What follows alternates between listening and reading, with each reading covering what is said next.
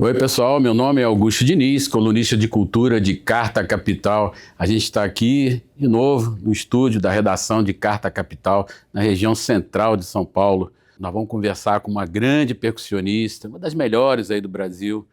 Está lançando aí seu segundo álbum solo. O nome dela, Michelle Abu.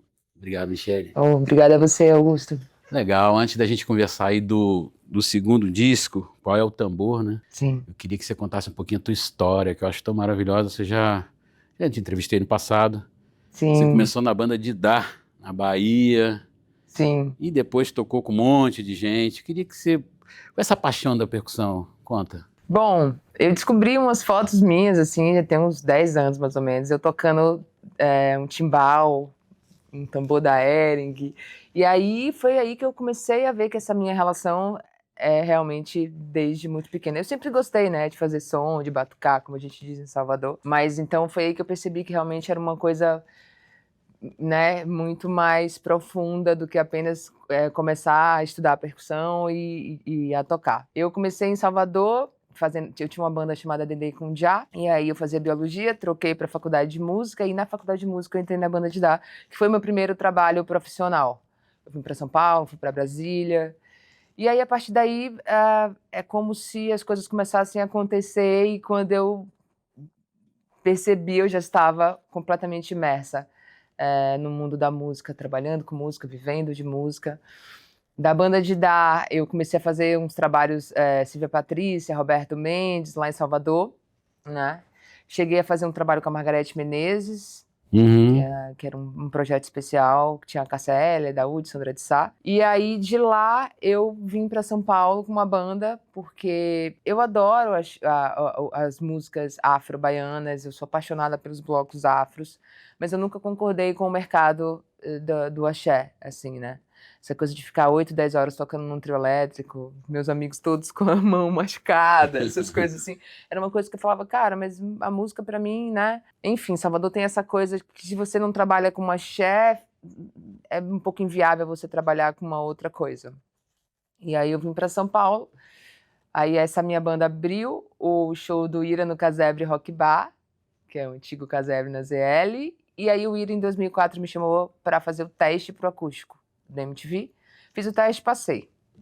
E a partir daí, de 2004, eu fiquei em São Paulo, e aí eu comecei a trabalhar, né, com artistas, trabalhei com Lobão, Arnaldo, Elza, Baby, meu Deus, são alguns, Maria Alcina, Paulo Miklos, a Cato. Palavra Cantada, Cato eu tô até hoje, meu amor, um dos grandes amores da minha vida, enfim. Aí eu comecei a trabalhar, né, fazer shows, Sescs, shows especiais. Michelle, essa história da banda Didá, que é uma banda de mulheres, né? Sim. Como é que foi ali esse começo ali, essa descoberta, né? Porque foi um movimento, né, forte naquela época, quando surgiu a banda Didá. Sim. Dos blocos afros ali na Bahia. Eu queria que você contasse um pouquinho dessa sua aproximação, o que você viu ali naquele processo, toda essa efervescência ali. Sim, sim. Olha, eu tive um contato com o Neguinho de Samba, né, que é um mestre da percussão, até hoje considerado, foi ele que gravou com Paul Simon. Ele era o maestro da banda Didá, o criador da banda Didá, né? Então, porque ele já tinha trabalhado no Olodum e saiu. E foi muito louco, porque eu tava na faculdade e uma amiga minha, que era guitarrista, falou: Mi, vai rolar um teste pra baterista da banda Didá. Aí eu falei pra ela, mas eu nunca toquei bateria. Ela falou, mas eu tenho certeza que você vai passar no teste. E meu irmão tinha uma bateria em casa, e aí eu peguei as músicas, escutei e falei, bom, tem vários tambores, né? Vários naipes de tambores. Então, basicamente, a bateria da banda Didá, você tinha que segurar o bumbo, o chimbal, o caixa, fazer as convenções, mas você não tinha que ficar fazendo muito levada, porque, né, eram, sei lá, 8 meninas, repique, vários surdos, timbal e tudo mais. E aí eu fiz o teste e passei. E aí eu comecei a conviver nesse universo, né? Da música. Eu sempre fui apaixonada pelo Leaê, pelo Muzenza, né? Malê de Balê, são blocos afros lá de Salvador. Então, desde pequena, eu sempre fui apaixonada. Então, para mim, foi uma alegria quando eu consegui passar nesse teste. Acho legal porque as pessoas esquecem que são nesses blocos afros que surgiu, de fato, né, a musicalidade baiana que a gente conhece hoje. Exatamente. Esses grooves que a gente escuta na Ivete, no Chiclete com Banana, enfim, veio dos blocos afros, né? É um papel essencial É ali. essencial. É essencial, assim, é o berço de tudo. E aí depois veio a Timbalada, que é mais recente, né? Mas que também chegou mudando toda uma concepção, porque eles chegaram com timbal, com grooves elevados de timbal, né? Ali da criação do Carlinhos Brau. E aí também já chegou trazendo novas referências né, de bloco afro da música baiana. Então, para mim, é minha paixão ali. Eu acho que sua música tem muito dessa coisa do bloco afro, da origem ali. Você traz isso, esse disco com o tambor, você, de novo, nesse primeiro você fez isso, o segundo você traz um pouco essa tradição Sim. forte, afro, né? Misturado com a modernidade. Eu acho que você congrega essas duas coisas no disco, né? Então vamos lá, esse disco Qual é o Tambor, ele retrata isso, pelo menos na minha visão. Eu queria que você comentasse um pouco sobre esse novo trabalho. Bom, ele começou, como acho que a pandemia teve muitos resultados positivos nesse sentido da criação, porque foi quando o músico ficou dentro de casa sem saber o que fazer, né? Porque a gente vivia na estrada e a gente nunca tinha tempo, às vezes, né, para as coisas, e a pandemia fez com que a gente ficasse, né, tivesse que parar tudo e ficasse muito tempo ali, né, consigo próprio. Então, daí começou a surgir, lá na pandemia começou a surgir essa história de eu começar a criar grooves. Qual é o Tambor? É um disco que ele basicamente, todas as músicas, menos uma, que é uma balada, vieram de grooves percussivos. Não foram músicas que eu compus no violão e fiz a percussão. Foram músicas que eu fiz a percussão e depois as outras coisas ficaram vindo. Quando eu comecei esse processo, eu pensei num processo instrumental, primeiramente. Falei, vou fazer um disco em homenagem à percussão, né? Então, eu comecei instrumental. Só que durante o processo, começaram a chegar letras, começaram a chegar os feats, né? Começaram a chegar melodias. E aí eu fui deixando as coisas acontecerem. Porque eu não tinha exatamente... Essa coisa de prateleira é uma coisa que o mercado exige de você, né? Qual é a prateleira que você se encaixa? É música instrumental? É rock? É música brasileira? E eu comecei a conceber esse disco, eu falei, cara, eu sou de várias prateleiras, eu gosto de várias coisas, então eu não vou limitar o disco, né? Nesse sentido, vou construir um disco de música instrumental. Não, eu vou deixar o disco acontecer do jeito que ele quiser. Então ele começou dessa forma. Eu sou muito apaixonada pela cultura brasileira, né? Eu sou uma pessoa que eu gosto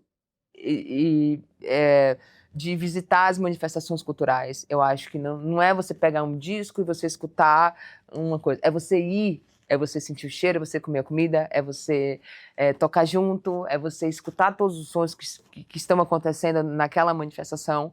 E desde quando eu comecei a percussão, eu sempre fui assim, né?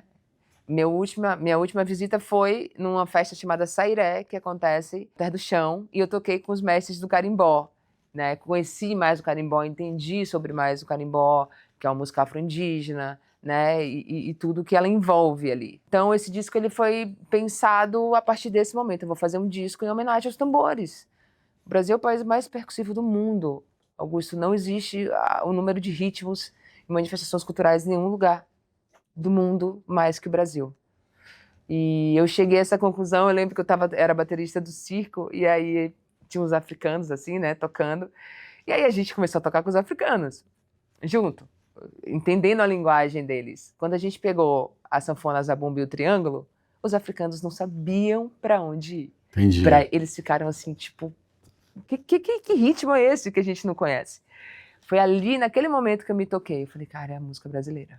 Não existe, né, maior diversidade. Lembrando que o disco você canta, né? Quer dizer, tem letra e tem a percussão, né? Sim, para minha surpresa, o disco começou a ter mais letras e voz do que eu imaginava que ele teria, como eu falei para você, né? Porque as coisas foram acontecendo.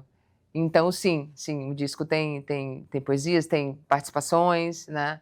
Vamos lá, as participações aqui tem...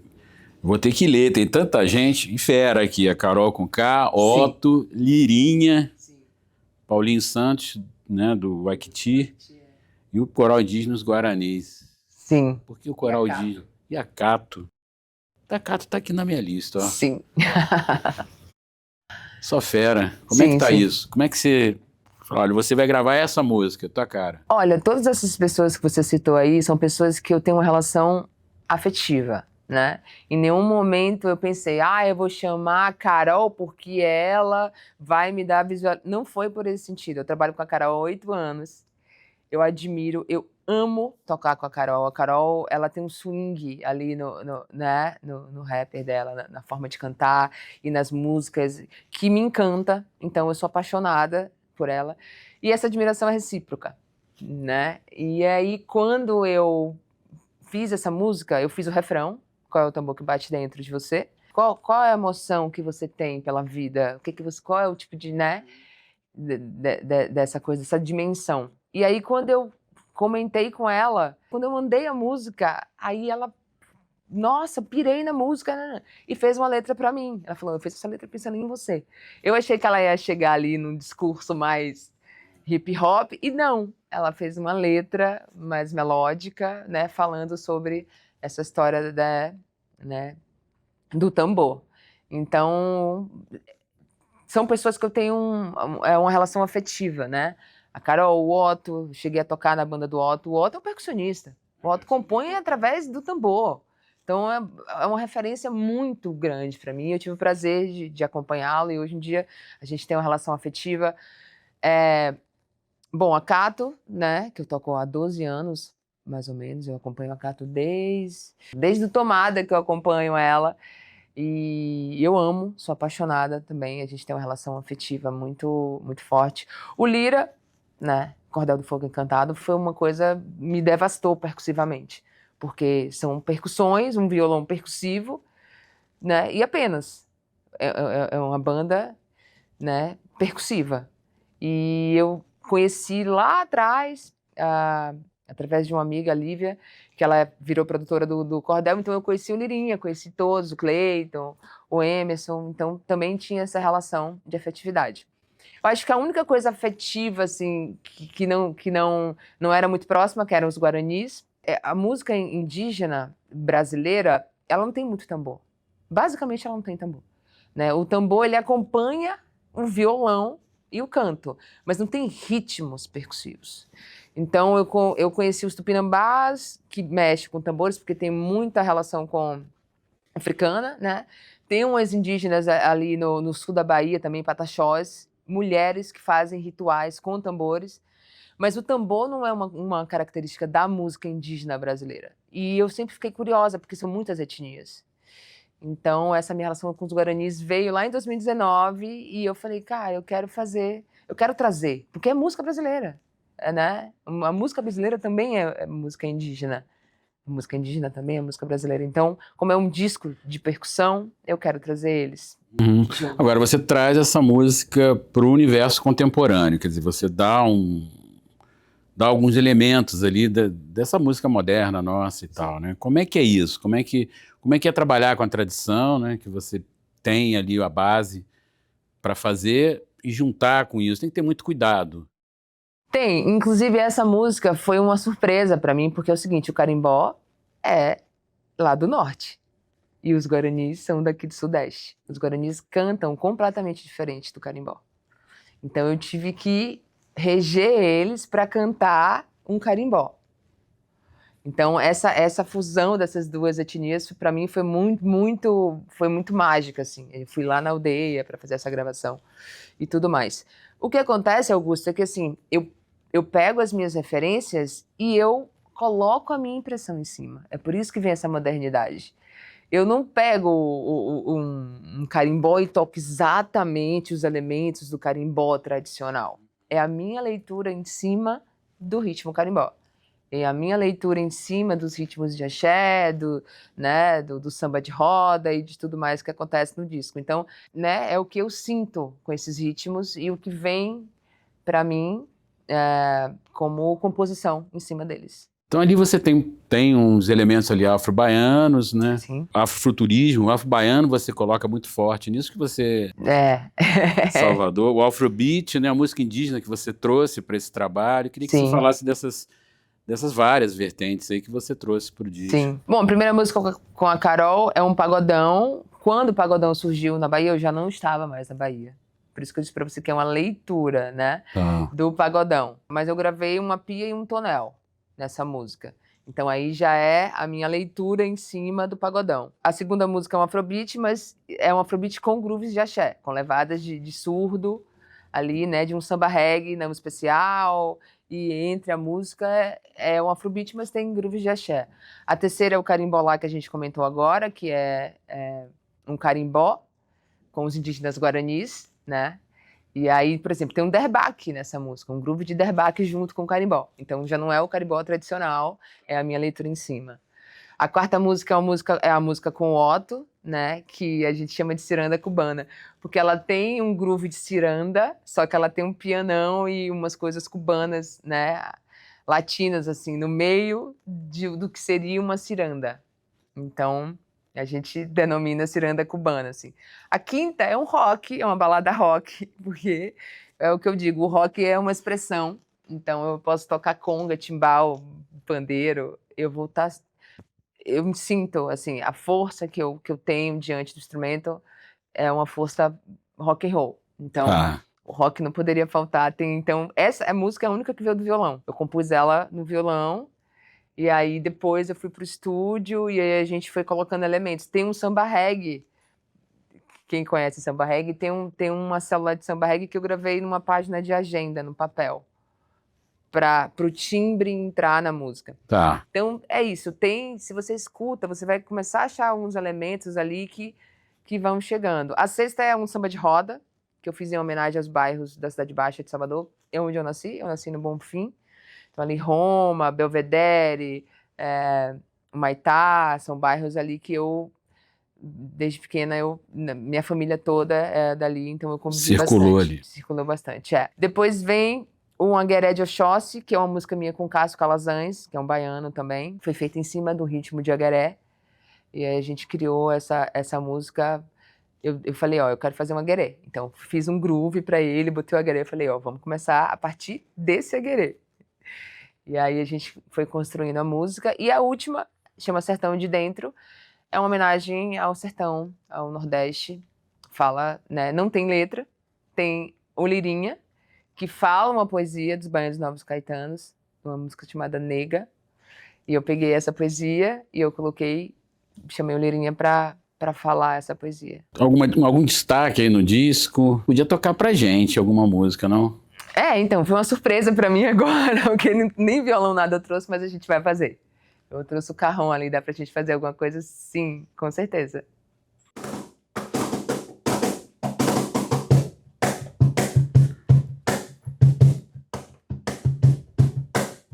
Certeira, flecha certeira, voou, mata dentro.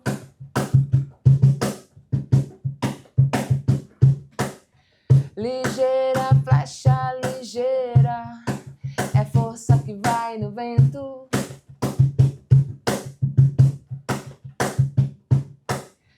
Pela neblina rasteira, em pleno ar se lançou.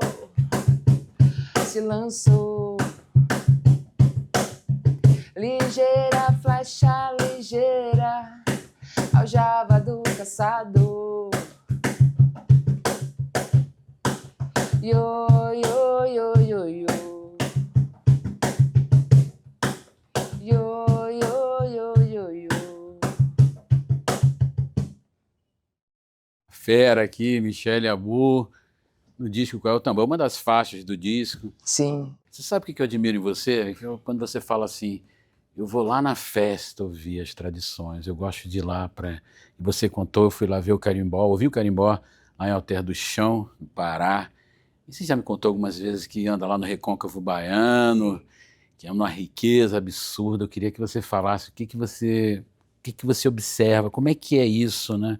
Conta para as pessoas, porque eu me emociono muito nessas festas. Sim. Tem muito ali de brasilidade, nossa origem musical. Eu queria que você contasse isso.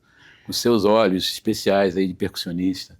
Bom, eu tive, em 24, eu tive numa festa lá chamada Bembé, que é uma festa que acontece ali em Santo Amaro, no mercado. No dia da abolição, no dia 13 de maio. Isso, foi uma festa que ela aconteceu depois, né, da abolição, os negros foram para as ruas e ficaram dias fazendo festas. É uma festa muito linda, assim, é muito significativo. Parece que você está na África, assim, porque vem terreiros do recôncavo inteiro para festejar. E tem várias nações, né? Tem Queto, tem Jeje, tem Angola, que são as maiores nações que chegaram aqui da África, aqui no Brasil. Augusto, é que assim, é muito diferente você botar um disco para escutar na sua casa, ali, sentado, ali, comendo sei lá, uma massa bolonhesa, do que você tá completamente dentro de uma festa, sentindo o cheiro das ervas que estão passando, comendo um acarajé, tomando um caldo de sururu, ouvindo o dialeto das pessoas. Eu aluguei uma casa lá, então eu dormia, acordava com a cidade toda girando em torno dessa festa, a feira de rua, né? Isso tudo faz... Aí você consegue entender o ritmo. Aí você consegue entender tudo o que está acontecendo. Então, o ritmo, você internaliza muito mais o ritmo quando você vive ele, né? Eu fui para o Maranhão tocar, eu não lembro, tem um tempo que eu tô querendo voltar lá para ver. Porque eu vi o boi, mas não vi o cacuriá, não vi o tambor, né, de crioula também, não cheguei aí numa manifestação. Eu fui no boi, que era no dia do 29, no dia de São Pedro. Um caminho de fogueiras, assim, porque os bois afinam os pandeirões na fogueira, então chegava um boi, alimentava a fogueira, afinava seus pandeirões e saía tocando. Cada boi tinha um dialeto, tinha um andamento, e aí eu passei a madrugada inteira, até o amanhecer, na frente do rio, vendo os bois entrando na capela de São Pedro e saindo. Isso fez toda a diferença. Quando eu voltei para minha vida urbana, eu consegui saber exatamente, porque o ritmo, ele não é só... Não adianta você estudar, né, uma cadência. Ele tem ele é redondo. Eu lembro que o Roberto Mendes falou para mim, Mi, o samba de roda, ele não é igual o funk, né? O funk é um tum, pá, tum, tá, tum. Ele é um ritmo quadrado. O samba de reta é tum, tá, tum, tum, pá, tum, tum, ele é girando. Então, se você toca ele quadrado, você não vai conseguir realmente tocar ele da forma correta, né? Se você só estudar e tocar. Mas se você entende essa dança que o ritmo faz, você consegue traduzir o ritmo melhor. Então, cada vez mais eu já fui no Congado, lá em Uberlândia. Então, cada vez mais a minha ideia é ir para mais manifestações para eu conseguir realmente traduzir o ritmo de forma... Outra coisa que eu admiro em você é uma mulher percussionista fazendo disco. A gente teve grandes discos de percussão lá nos anos 60, 70. Depois isso foi diminuindo. Hoje já é bem limitado. Eu acho que a música brasileira merece muito mais a exaltação, a percussão. Eu acho que... E você fazendo como na condição de mulher, eu acho excepcional isso. Eu queria que você contasse também esse paradigma que você rompe. Bom, são 30 anos, né, fazendo isso. Eu lembro que quando eu comecei, assim, minha referência era Simone Sou, porque a Simone é baterista, percussionista, e também eu encontrei a Simone uma vez lá, que eu também fui pesquisar o cavalo marinho e tudo mais, no interior lá de Pernambuco. E eu lembro que eu a vi e falei, caralho, que massa, porque eu vi essa mina na revista da Modern Drummer, e né? E a Lanlan, que era uma referência mais pop, assim, né, para mim, mas que veio mais com a Cássia nessa época. Primeiro que é isso, né? A gente veio quebrando barreiras. Hoje eu fico muito feliz de ver várias mulheres tocando, principalmente percussionistas, né? E vários outros instrumentos. Tenho amigas incríveis tocando guitarra, baixo, bateria, percussão, sopro. Então é uma felicidade ver que cada vez mais a gente tem conquistado, mas ainda é uma conquista que não pode parar, porque ainda existe machismo. Ainda quando eu chego num lugar para tocar bateria, as pessoas falam, você é produtora? Eu falo, não, eu sou baterista. Ainda acontece isso. São Paulo menos, mas assim, existe um machismo, sabe, na música. Isso é real. E na música, na cultura popular também, né? Tanto que mulher não pode tocar tabaco de candomblé. Até hoje, as mulheres não tocam atabaques. As mulheres são que cuida da casa, que faz comida. E isso é uma tradição, né, de sempre, assim. Então eu acho muito importante a gente estar sempre se colocando, né? Opa, a gente é igual, a gente toca igual. E eu acho que a mulher, ela quando vai, eu percebo isso, quando ela chega numa gig, foi convidada para tocar. Ela chega sabendo muito mais, muitas vezes, que os homens, porque ela é colocada à prova por ser mulher. Então, se ela não chegar sabendo, vão dizer, tá mais ou menos porque é mulher, sabe? Não tirou direito porque é homem. Tem isso ainda. Às vezes você chega e os caras nem tirou ainda as coisas direito assim, mas vai, né? Eles estão no lugar dele confortável. Se a gente chega num lugar para fazer um som e a gente não tirou o som direito, a gente como é que eu posso te dizer? Coloca essa coisa, mas é uma mulher, mas é uma menina. Então a gente estuda muito mais. Então a gente se dedica muito mais para que nunca tenha essa comparação da qualidade musical com, né, essa referência de ser homem ou de ser mulher. Legal. Então, Que bom. Michele, eu queria que você comentasse aí o que tem pela frente, falasse para o pessoal aí como é que ouve você nas plataformas de música. Bom, a gente lançou o disco, né, agora dia 26.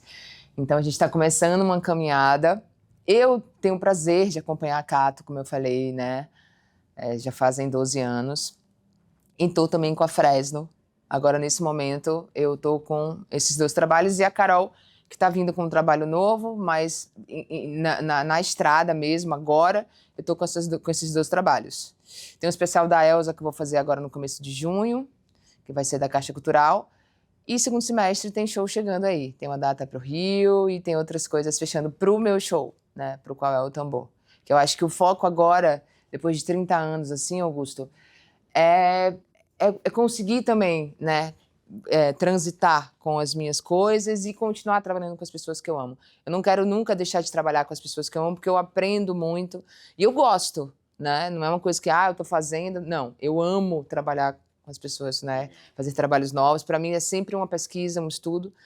Mas agora também dá espaço para o Qual é o Tambor chegar e poder transitar também. O pessoal lá para te ouvir nas plataformas. Gente, Qual é o Tambor? Põe lá Michele Abu nas plataformas. Todas estão disponíveis, o disco, em todas as plataformas. Tem um clipe com a Carol, foi um clipe de delícia do Qual é que a gente fez. Vai lá e manda o feedback para mim depois. Legal, queria agradecer a Michele Abu aqui, cantora, compositora, percussionista, baterista, querido. Feríssimo. Obrigada a você, é um prazer estar aqui na Carta Capital sempre. Legal.